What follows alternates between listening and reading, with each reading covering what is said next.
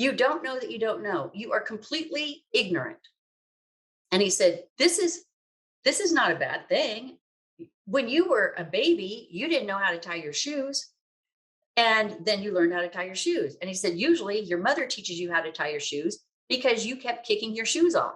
And so somebody came up with shoe ties, shoelaces to keep your shoes on. And he said, you didn't know how to put your clothes on. You didn't know how to brush your teeth. You didn't know how to eat food with a fork. You didn't know how to do any of this when you were a kid. He said, you didn't know how to get on a school bus. You didn't know how to carry your books from class to class. You didn't know how to choose classes in college. You didn't know any of this stuff, but you just kept pushing yourself through, pushing yourself through. And he said, but when you're in the unconscious incompetent box, he said, a lot of people live there all their lives. They live there all their lives because they're not using their higher resources. This is where animals live. They're unconscious incompetence. I mean, they know they survive, they know how to survive, but they don't know how to grow out of that to become something different, to create something new in their lives. He said, this is like pre-programmed. This is where your ceiling is. This is where most of the people in the world live. They live right here in this box.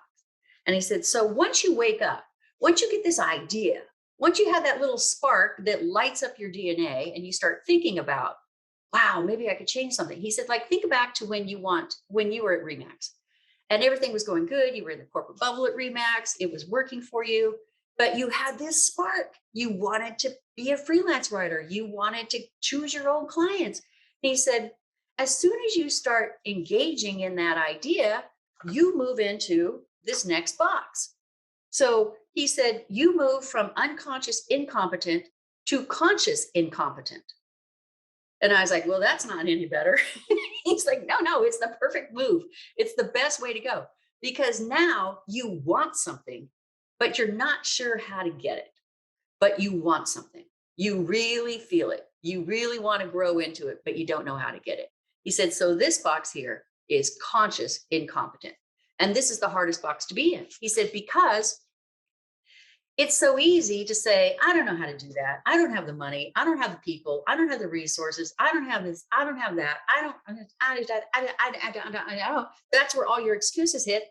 And you slide back in to the box on the other side. You slide back into unconscious incompetent, or you try to. He said, the problem is once you wake up, it's really hard to be comfortable back in this space because you saw a glimpse of where your life could be. But you don't know what to do. You don't know what to do. And he said, so what you do is you start doing what we tell people to do, right? It's meditating, it's affirmation, it's knowing the difference between an A, B, or C goal. It's deciding on that C goal. It's getting passionately, emotionally involved in the C goal. It's reading, it's studying, it's choosing a mentor, it's choosing a coach, it's going to a class like I'm teaching here. He said, this is all the stuff you do because you don't know what else to do, but you know that you feel propelled and you're going to move it forward the best way that you can. And he said, so this is where you are and you're trying to rise up and you're trying to rise up and you're trying to rise up and you're getting there and you're starting to move faster. You're starting to move faster. You're still not really sure exactly what you're doing. And he said, draw an arrow into this box up here, draw an arrow. And so I drew my arrow. And he's like, see where you drew that arrow? That's where the terror barrier hits. That's where it hits because this box up here, and he thinks for a minute, he goes, this box is conscious competence. This is conscious competence up here. And he said, and to get there, you've got to go through this terror barrier. So everything around this little arrow is all the fear. It's all the stuff. It's all this is too much work. This is too exhausting. I can't do this anymore. I can't listen to the replays. I can't read this chapter one more time or I'll scream. I can't write another affirmation. It's not working. It's not working. It's not working. He said, all of that falls in right here.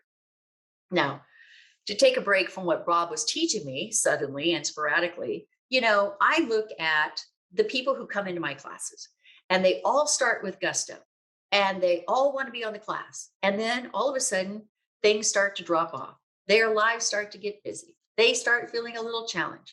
They may have to go do this instead. They think maybe they should follow this person instead, which is perfectly fine if they feel that they're going to get more out of that. But I think in a lot of situations, we end up with people who stop coming to the classes, stop listening to the replays, maybe even never check in on the replays, maybe never even check in on the class. They may have even paid for the class and they never show up. Why is that? Because they have a terror barrier about really moving into that space that they've never been in before, and they can't imagine how they're going to get there now.